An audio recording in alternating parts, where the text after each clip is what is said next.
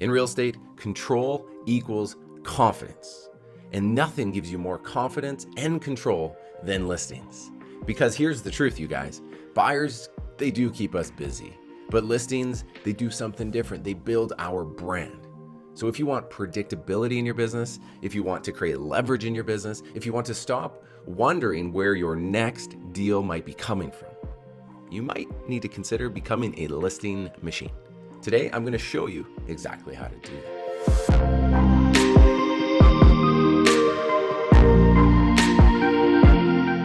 All right, everybody, welcome back to the Re-Education Experience. Again, you've got me, your host, Darren Langille, and this is a solo episode. And we're starting a brand new series today, talking about the 5 realtor avatars.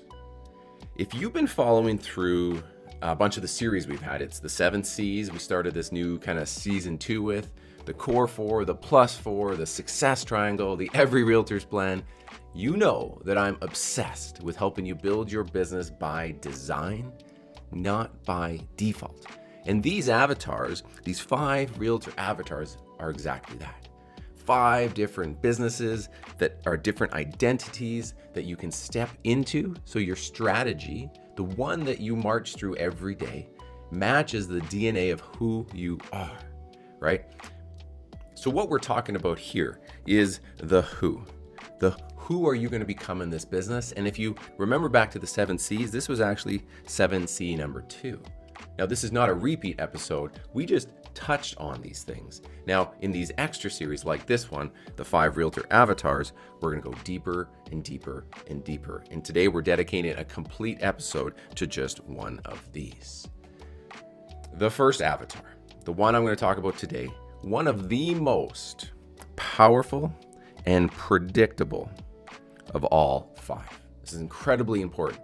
This is the agent who controls the asset, a marketing asset, the one who stabilizes their career by being the go-to listing choice in their market.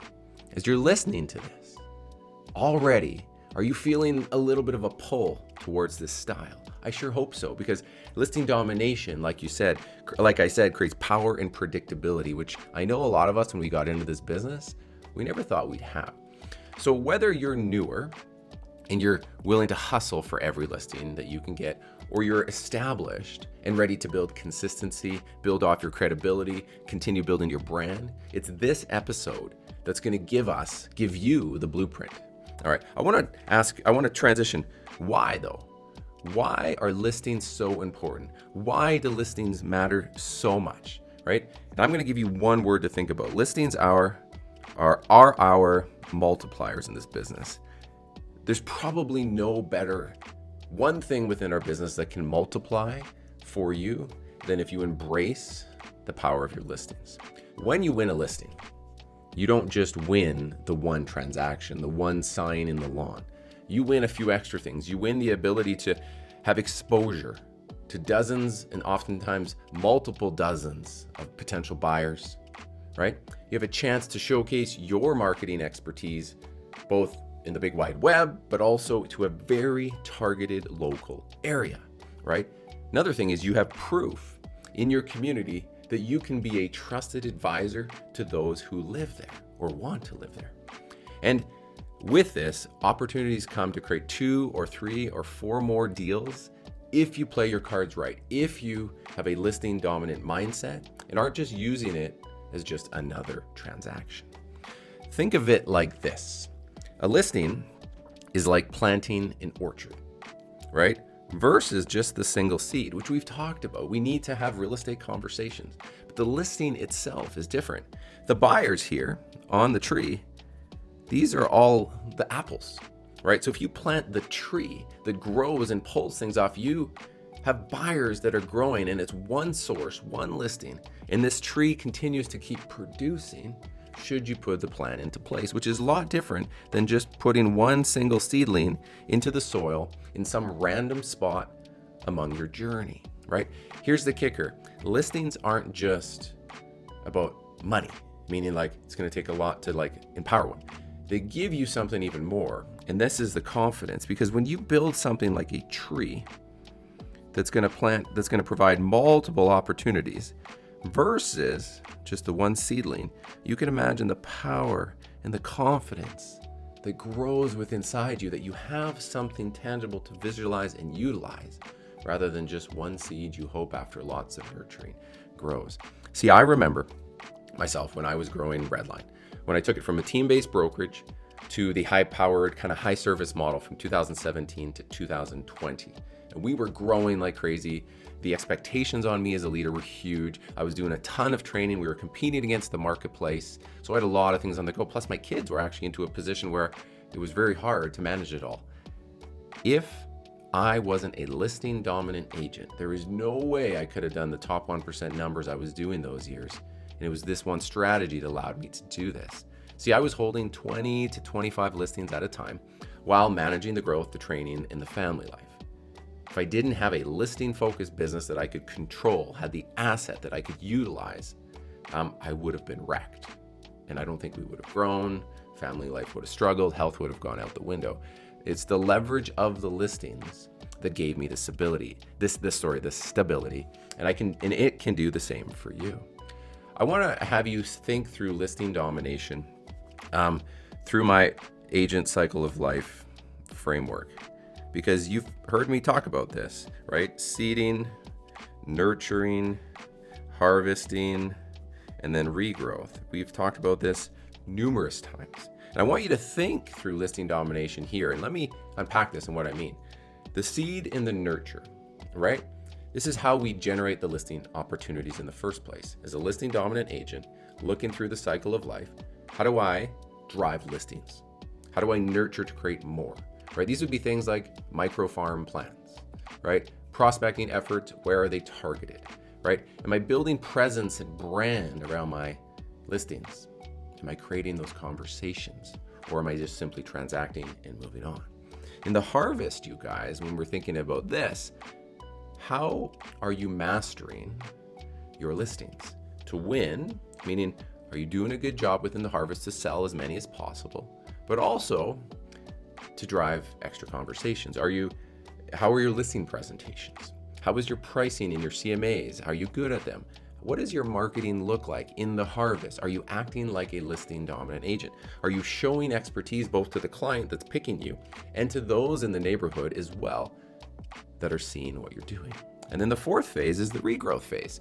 How are you turning your listing business into 2 or 3 or 4 or more, right? Is it, some consolidated, some focused strategic open house initiatives? Are you doing door knocking before and after? What's your just listed, just sold, pending campaigns look like?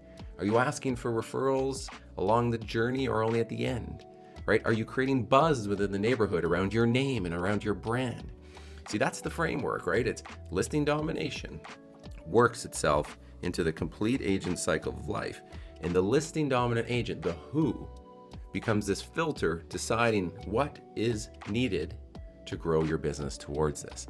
Every listing you touch should move through this cycle, friends. Otherwise, you're leaving the leverage opportunity of this who, on the table. And this is where a lot of agents stuck in kind of this like hamster wheel. They feel like they never get ahead despite doing a fair amount of volume. They haven't defined their who, which means they haven't defined their what that goes into building the business by design. So before we go further, you guys, I want to ask you guys to consider a baseline. Right? I always want you guys to create a bit of a slow down to speed up mentality, an awareness mentality, so that you know where are you, find those gaps, plug those gaps one little domino at a time. So the first question I want you guys to think about in determining your baseline, to understand, are you on the way to becoming a listing dominant agent, or is this just what I need to set as the starting point in my journey to get there? So before we get tactical, it's this. What percentage of your business is listing driven now, right? Ask yourself that, write that down. What percentage of your business is listing driven now?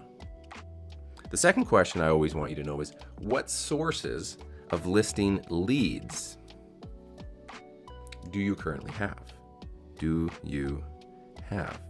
need to go down through the people, the leads you're having, and what sources are generating listing-based leads today, right? You need to understand this.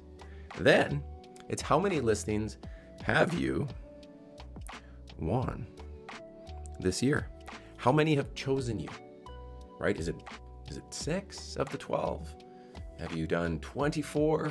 What is the percentage, the number that you have won this year, right? And then what type of properties are they? Because this is your baseline. Is it lots of single family listings? Is it, it's just condos? You know what? All of my listings are coming from my property management affiliation where they're selling, right? What are the baseline you need to set up? So this is step 1 on your path to doing this. And with this, we would now set our fancy goal, the lighthouse that we're trying to chase. And the things we're going to ask here are a little different. What percentage of business do you want to come from the listings? So percentage you want, right? Maybe above, you said it's 30%. You know what? My goal for this next year will be 50%. You can imagine if you're adjusting that, we're going to be looking at calendars and what you do to get it, right? The second one is, how many are you going to carry at a time? Because remember, we said listing dominant agents carry listings. They like that because they have an asset and they build opportunities from them. So number to carry this year. I know I got a little squirrely when my listing count dropped below 10. I felt like I was selling them through, and if I wasn't refilling the asset column to build a market from, add my team with, get help from, to drive conversations, I got a little bit worried. That was a listing dominant agent would think about this. And then what's the income goal target tied to all of this, right? You know what? I'm going to make 200 grand next year. I want 100K of it to come from listings. And you need to get this, because this isn't fluff, you guys.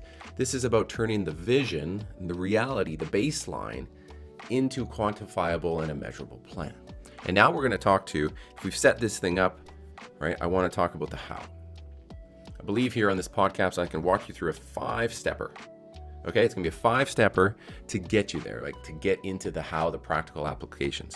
So this is going to feel heavy, just like all of these solo episodes. They're meant to be workshops, and they're meant to be maybe listened to in the car, but then moved onwards at home and to deep dive into this, because you got a whopper, a whopper of a set of homework at the end of this, which if you got to stay to the end to be able to go through this. So step 1, I want you to think about the word pre-launch. Okay, pre-launch.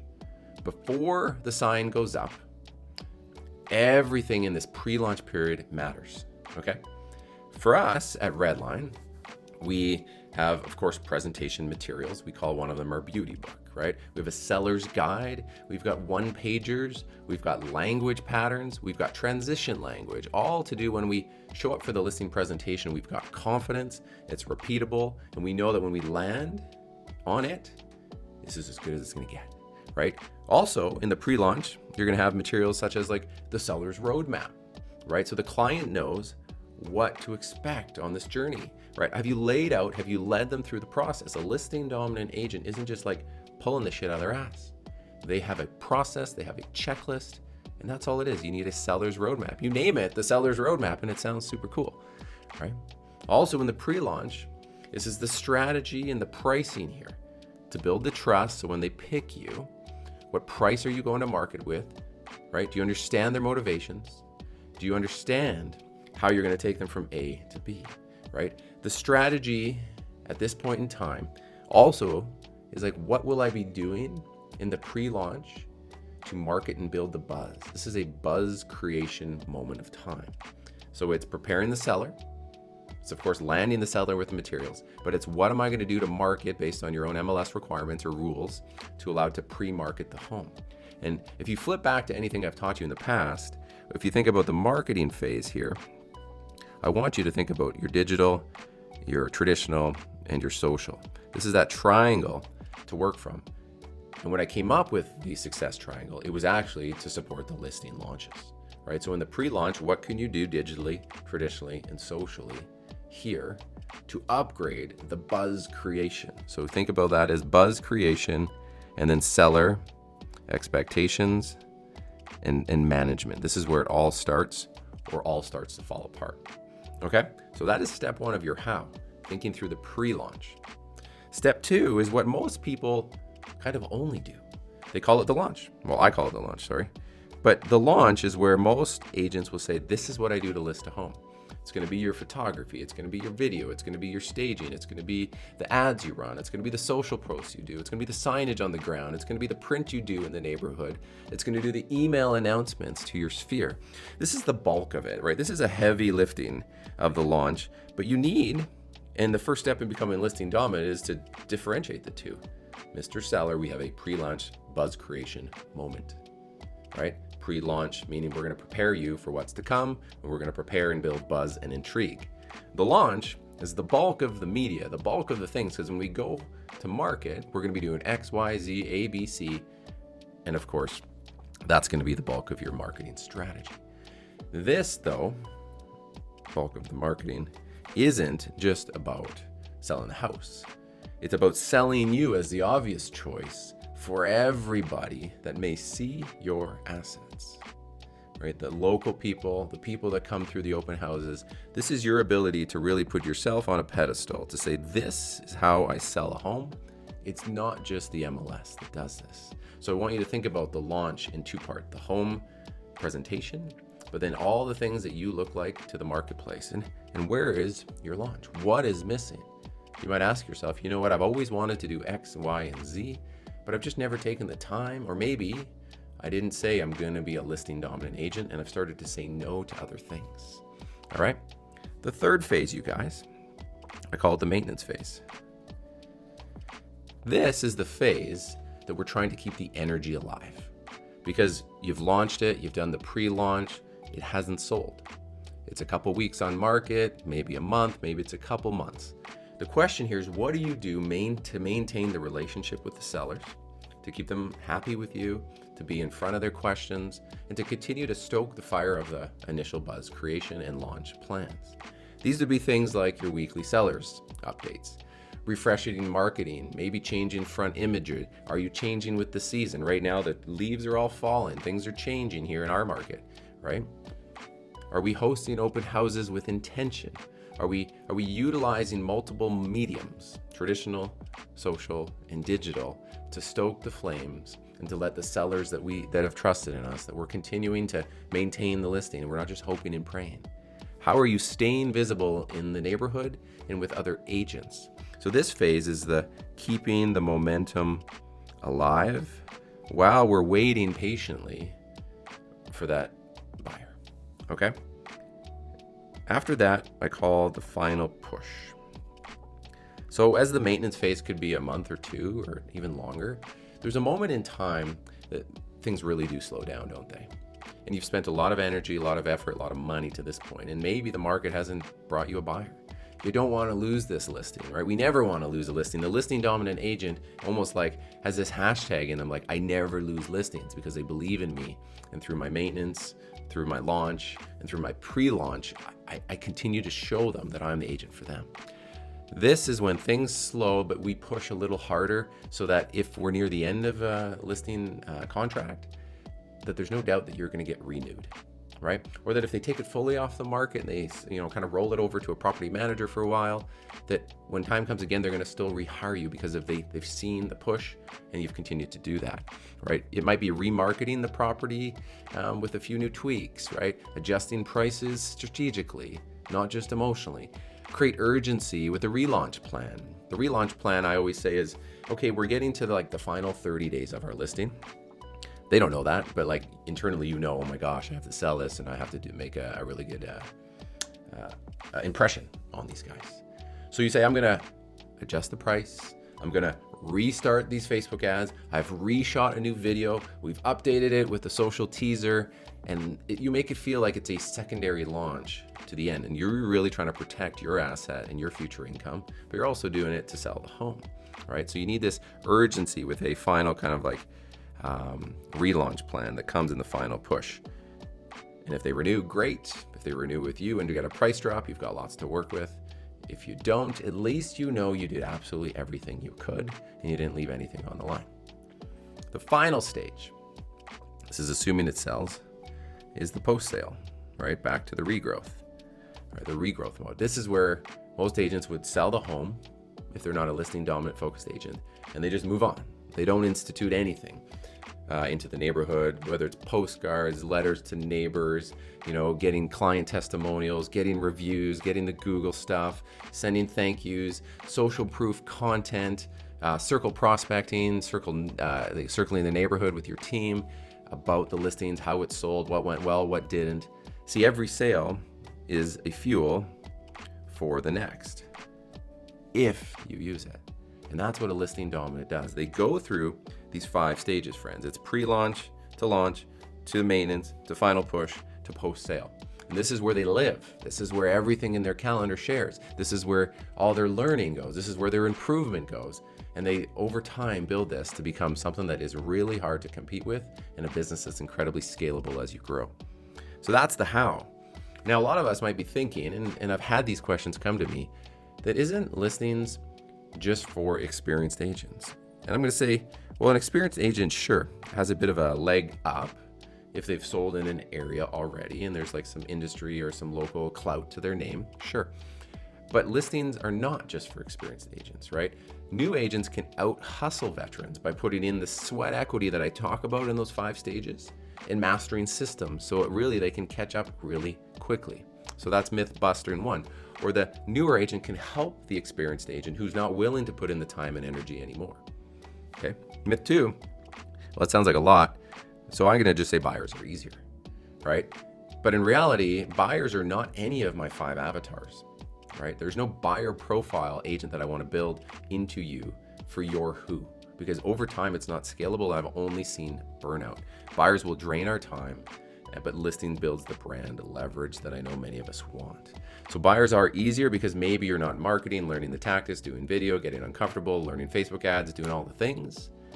But in the long time, you're going to be recycling the same business and you're not going to build the quality of life that you want. Number 3, marketing doesn't matter if the house is priced wrong, right? Marketing doesn't matter if the house is priced wrong. Well, there's some truth to this. Of course, we know price generally trumps all things, but the listing dominant agent is knowing that when they do enough reps, not every home they take is going to sell, right? It's just the law of the masses, right? So marketing is your placement on a pedestal to tell the world what you do, how you do it. And oftentimes when a home sells or expires or terminates, the neighborhood doesn't even know if it's been sold, expired or not. So you're always putting your best out there. The marketing that you do does matter. When it's priced right and the marketing's great, you get the paycheck and you get clout. If the marketing's great, but the home doesn't sell, you still have this asset that you've used and all of the collateral and the time you've put into to drive more in multiple businesses. Strong marketing will multiply your results whether the success happens or it doesn't. So that's the 3rd thing. If I think about my journey, let me give you an example, you guys.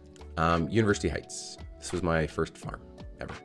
I rolled out a listing system that was pretty basic, that at first seemed that I don't know if I could spend the time and energy to do this, but I know if I'm going to try to gain ground in an area that I didn't have experience in, I was going to have to go with a little bit of overkill. But from 0 to 18 months, I went from 0 to virtual hero. The time and energy I put in because I created a robust listing plan and to get out into the community, it was a community of 420 homes. I ended up having about a 700 to 800% ROI on my true spend. So 8x return on my spend, right? I ended up becoming the top agent in the community within 18 months. 60% market share was where I stood. The credibility I gained locally was untouched. The off-market list I built was incredible. It was actually 3 times the size of the MLS listings at all times that I had in my back pocket.